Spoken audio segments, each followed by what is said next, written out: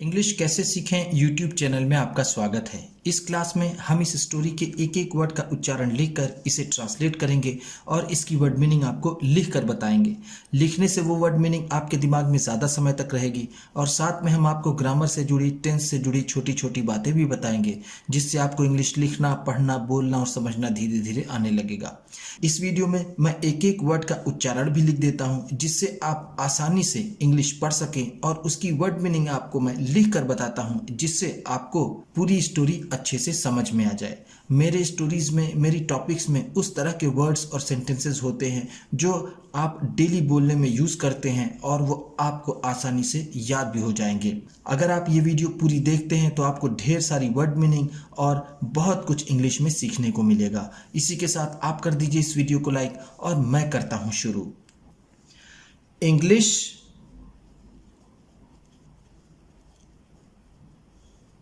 Reading.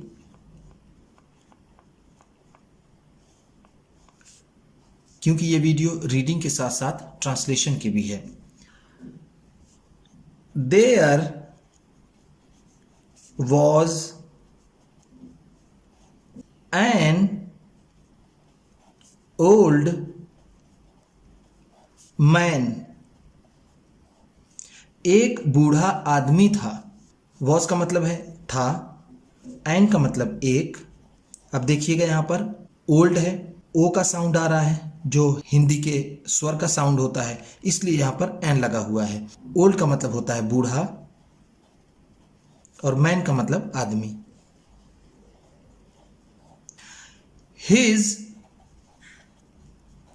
Eyes had become dim। उसकी नजरें कमजोर हो गई थीं।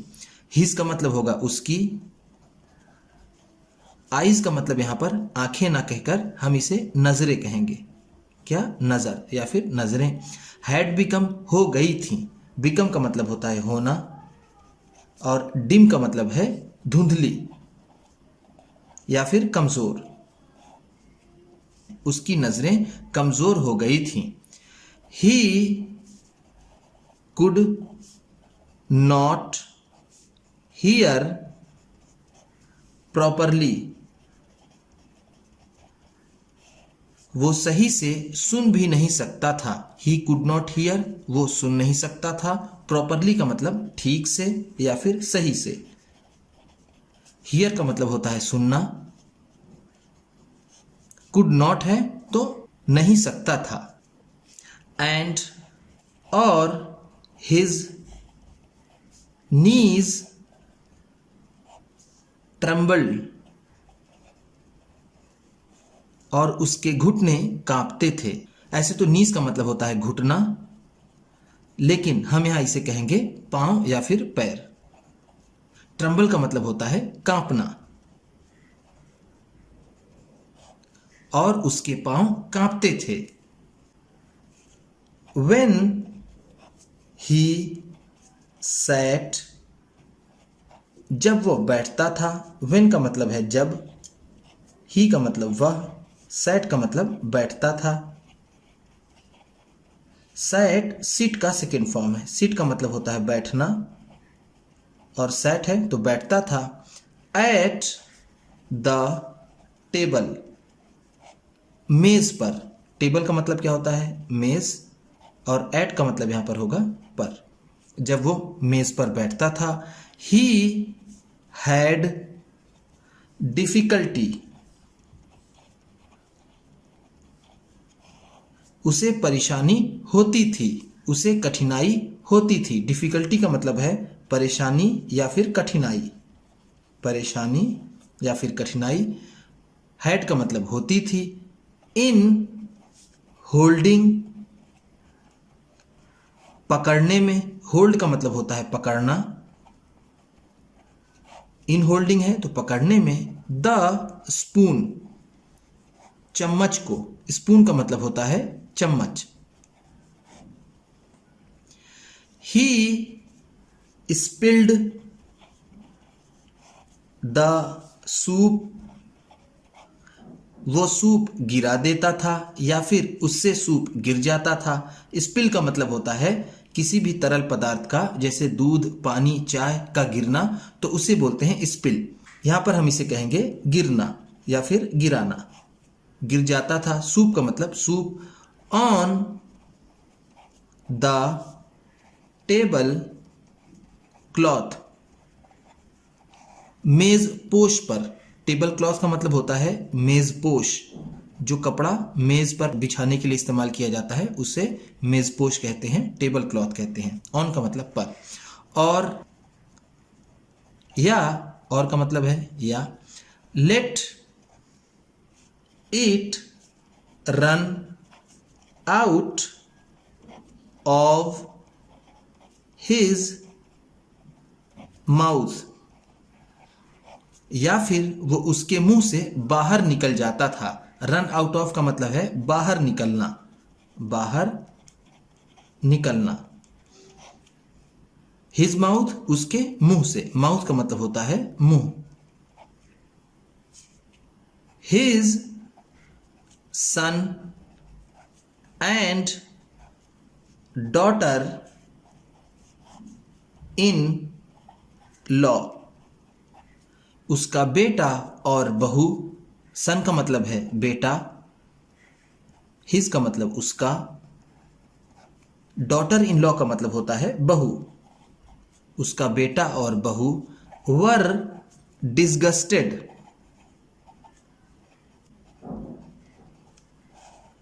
घिन करते थे, उन्हें बुरा लगता था। डिस्कस का मतलब होता है किसी भी चीज से घिन करना या फिर बहुत बुरा मानना। उन्हें बहुत बुरा लगता था। एट दिस, इस बात से, किससे? उसका सूप का टेबल क्लॉथ पर बहाना या फिर उसके मुंह से बाहर निकल जाना उसके बेटे और बहू को बहुत बुरा लगता था। डिस्कस को हम कहेंगे बहुत बुरा लगना या फिर बुरा लगना। They made the old man sit, वो बूढ़े आदमी को बैठा देते थे। मेड सिट का मतलब है बैठा देना, बैठा देना। दे का मतलब है वे कौन? उसका बेटा और बहू। इन द कॉर्नर, कोने में। इन द कॉर्नर का मतलब है कोने में, कोने में। बिहाइंड द स्टोव, चूल्हे के पीछे। बिहाइंड का मतलब है पीछे, स्टोव का मतलब चूल्हे के। इन द किचन, रसोई घर के। किचन का मतलब क्या होता है? रसोई घर, रसोई घर, लेकिन हम यहां इसे किचन ही कहेंगे। They gave him his food, वो उसे उसका खाना दे देते थे। गिव का मतलब है देते थे, ये गिव का सेकेंड फॉर्म है। गिव का मतलब होता है देना, गिव है तो देते थे। हिम उसे, हिज फूड उसका खाना, फूड का मतलब होता है खाना। इन एन अर्थेन वेयर बाउल, एक मिट्टी के बने कटोरे में। अर्थनवेयर का मतलब है मिट्टी का बना, मिट्टी का बना। बाउल का मतलब होता है कटोरा। वे उसका खाना उसे एक मिट्टी के बने कटोरे में दे देते थे। एंड और not even enough of it, वो भी पूरा नहीं होता था। इवन का मतलब है भी, एनफ का मतलब पूरा या फिर पर्याप्त, वो भी पर्याप्त नहीं होता था। द ओल्ड मैन, वो बूढ़ा आदमी, यूज्ड टू लुक देखा करता था, लुक का मतलब होता है देखना, यूज टू है तो करता था, देखा करता था। एट द टेबल, मेज को with his eyes full of tears, आंसू भरी आंखों से, विथ हिज आईज अपनी आंखों से, फुल ऑफ टीयर्स आंसुओं भरी, फुल ऑफ का मतलब होता है भरी और टीयर्स का मतलब आंसू। वंस एक बार, वंस का मतलब है एक बार। हिज ट्रेम्बलिंग हैंड्स, उसके कांपते हुए हाथ, हैंड्स का मतलब है हाथ, could not hold the bowl, कटोरा नहीं पकड़ सके, होल्ड का मतलब होता है पकड़ना, जैसा मैंने आपको पिछले पेज में बताया है, बाउल का मतलब कटोरा। एंड और इट फेल, और ये गिर गया, टू द ग्राउंड जमीन पर, फेल का मतलब है गिर गया। ये फॉल का सेकेंड फॉर्म है, फॉल का मतलब होता है गिरना, फेल है तो गिर गया, टू द ग्राउंड जमीन पर, ग्राउंड का मतलब होगा यहां जमीन। एंड और ब्रोक, और टूट गया, ब्रोक का मतलब है टूट गया, ये ब्रेक का सेकेंड फॉर्म है, ब्रेक का मतलब होता है टूटना और ये ब्रोक है तो टूट गया। His son and daughter in law, उसके बेटे और बहू ने स्कॉल्डेड हिम, उसे फटकार लगाई, स्कॉल्ड का मतलब होता है डांटना फटकारना, डांटना फटकारना, हिम का मतलब उसे। बट लेकिन, ही सेड नथिंग, लेकिन उसने कुछ नहीं कहा, बट का मतलब है लेकिन, सेड का मतलब कहा, नथिंग का मतलब कुछ नहीं। एंड और ओनली साइड, सिर्फ गहरी सांस ली, ओनली का मतलब है सिर्फ, साइड का मतलब गहरी सांस लेना, गहरी सांस लेना। देन फिर, दे बॉट हिम, फिर उन्होंने उसके लिए खरीदा, देन का मतलब है फिर, दे का मतलब है उन लोगों ने यानी उसके बेटे और बहू ने, बॉट का मतलब खरीदा, ये बाई का सेकेंड फॉर्म है, बी यू आई, बाई का मतलब होता है खरीदना, बॉट का मतलब है खरीदा, हिम उसके लिए, अ चीप वुडन बाउल, एक सस्ता लकड़ी का कटोरा, चीप का मतलब है सस्ता, वुडन बाउल का मतलब लकड़ी का कटोरा, लकड़ी का कटोरा। Out of which he had to eat, जिससे उसे खाना था, आउट ऑफ विच का मतलब है जिससे, ही हैड टू ईट उसे खाना पड़ता था या फिर उसे खाना खाना था, ईट का मतलब होता है खाना। वन डे एक दिन, वन डे का मतलब है एक दिन, the young man and his wife, वो नौजवान आदमी और उसकी पत्नी, यंग मैन का मतलब है नौजवान आदमी, नौजवान आदमी, हिज वाइफ उसकी पत्नी, वाइफ का मतलब होता है पत्नी, वर सिटिंग बैठी हुई थी, वर का मतलब है थी, सिटिंग का मतलब बैठी हुई, बैठी हुई, इन देयर ड्राइंग रूम, अपने ड्राइंग रूम में, सडनली अचानक ही, सडनली का मतलब है अचानक ही, देयर लिटिल सन, उनका छोटा बेटा, लिटिल का मतलब है छोटा, सन का मतलब बेटा, हु वॉज 4 years ओल्ड, जो 4 साल का था, हु का मतलब है जो, 4 years ओल्ड 4 साल का, 4 साल का, began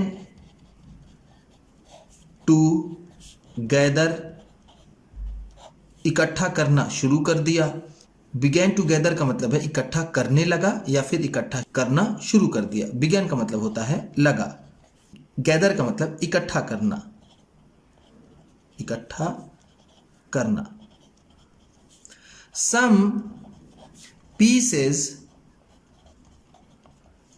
of wood, लकड़ी के कुछ टुकड़ों को, some का मतलब है कुछ, pieces of wood लकड़ी के टुकड़े, लकड़ी के टुकड़े, ध्यान दीजिएगा वुड का मतलब होता है लकड़ी, अगर यहां इसमें एस लग जाए जैसे ये वुड्स बन जाए, इसका मतलब होता है जंगल, ठीक, छोटे जंगल को वुड्स कहते हैं। देन फिर ही स्टार्टेड, फिर उसने शुरू कर दिया, स्टार्टेड का मतलब है शुरू कर दिया, अरेंजिंग देम, उन्हें व्यवस्थित करना, अरेंज का मतलब होता है व्यवस्थित करना, व्यवस्थित करना, देम का मतलब उन्हें, उन्हें किसे, पीसेस ऑफ वुड लकड़ी के टुकड़ों को, ऑन द फ्लोर, फर्श पर, फ्लोर का मतलब होता है फर्श, what are you doing there, तुम वहां क्या कर रहे हो, what are you doing there का मतलब है तुम वहां क्या कर रहे हो, डू का मतलब होता है करना, आर डूइंग है तो कर रहे हो, व्हाट का मतलब क्या, आर का मतलब हो, यू का मतलब तुम, देयर का मतलब वहां, आस्क्ड द फादर, पिता ने पूछा, आस्क का मतलब है पूछा, फादर का मतलब पिता ने, पिता, I am making a little bowl, मैं एक छोटा सा कटोरा बना रहा हूं, आई एम मेकिंग मैं बना रहा हूं, मेक का मतलब होता है बनाना, लिटिल का मतलब छोटा, बाउल का मतलब मैंने आपको बताया कटोरा, आंसर्ड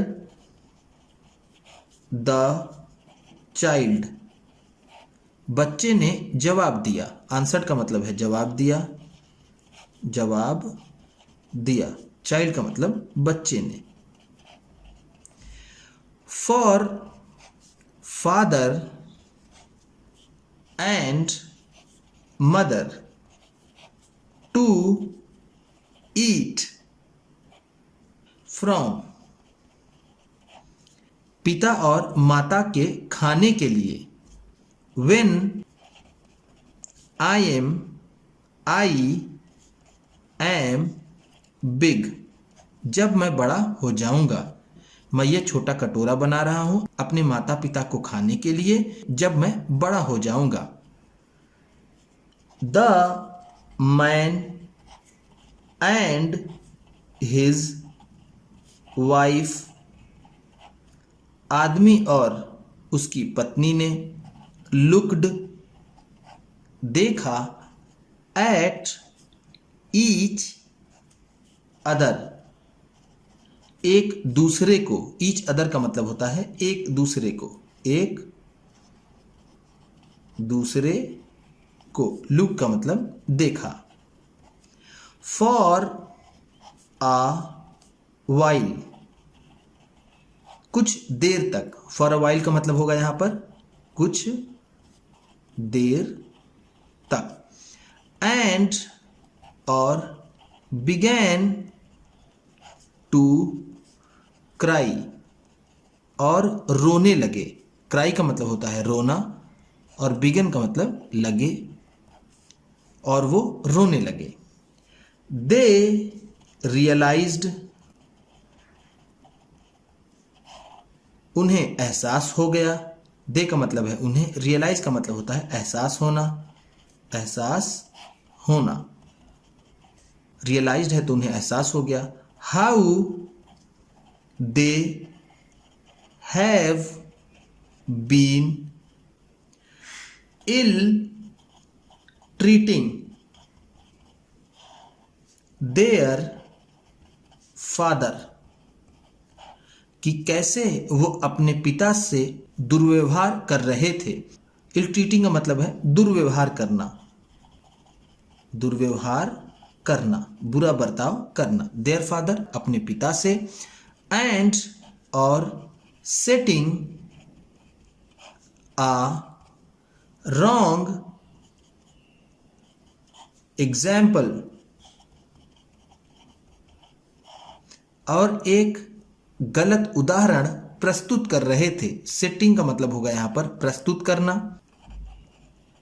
प्रस्तुत करना या फिर स्थापित करना। रॉन्ग एग्जाम्पल का मतलब गलत उदाहरण, गलत उदाहरण। बिफोर देयर सन, अपने बेटे के सामने। बिफोर का मतलब है सामने, देयर सन अपने बेटे के। रियलाइजिंग दिस, ऐसा एहसास करके। दे टूक द ग्रैंडफादर, वो दादाजी को ले गए। टूक का मतलब है ले गए, ग्रैंडफादर का मतलब है दादाजी। टू द टेबल, मेज पर। फ्रॉम दैट डे, उस दिन से। फ्रॉम दैट डे का मतलब होगा उस दिन से। दे ऑलवेज, उन्होंने हमेशा। ऑलवेज का मतलब होता है हमेशा। लेट हिम ईट, उन्हें खिलाया। विथ देम, अपने साथ। उस दिन से उन्होंने हमेशा उन्हें अपने साथ खिलाया। एंड और सेड नथिंग, और कुछ भी नहीं कहा। Even if he spilled food, यहां तक कि जब वो खाना गिरा देते थे। ऑन हिमसेल्फ, अपने ऊपर। ऑन हिमसेल्फ का मतलब है अपने ऊपर। और या फिर ऑन द टेबल, या फिर टेबल पर। उसके बाद उन्होंने उन्हें कभी कुछ नहीं कहा, चाहे वो अपने ऊपर या फिर टेबल पर खाना गिरा देते थे। उम्मीद करता हूं कि इस क्लास में बताई गई वर्ड मीनिंग्स आपको अच्छी लगी होगी। सबसे अच्छा वर्ड कौन सा लगा इसे कमेंट बॉक्स में ज़रूर बताइएगा। इसी तरह की वीडियोस के साथ साथ रीडिंग की, ट्रांसलेशन की वीडियोस पाने के लिए चैनल को सब्सक्राइब कीजिए और ये वीडियो किसी न किसी अपने एक दोस्त को, मित्र को, परिवार वाले को शेयर भी ज़रूर कर दीजिएगा। तो चलिए मिलते हैं फिर अगली वीडियो में।